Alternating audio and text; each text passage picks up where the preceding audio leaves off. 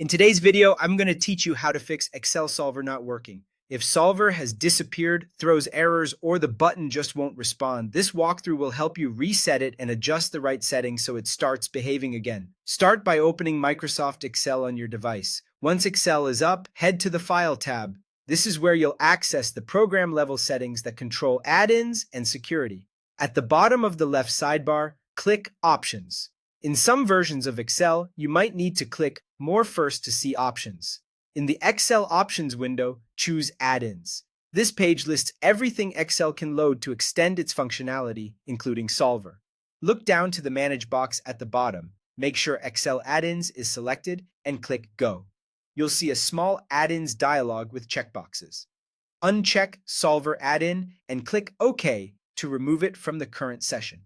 This toggle off step clears its current registration and can resolve issues caused by corrupted load states.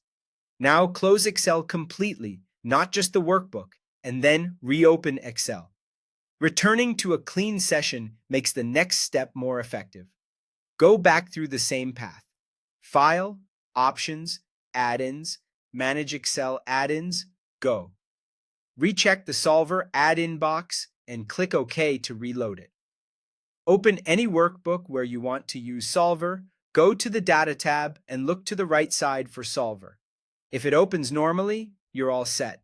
If you click the Solver button and absolutely nothing happens, Excel's security may be blocking the underlying macro-based components that Solver relies on. To address that, go to File, Options, Trust Center, then click Trust Center Settings. Inside the Trust Center, open the ActiveX Settings tab. Temporarily set it to Enable all controls without restrictions.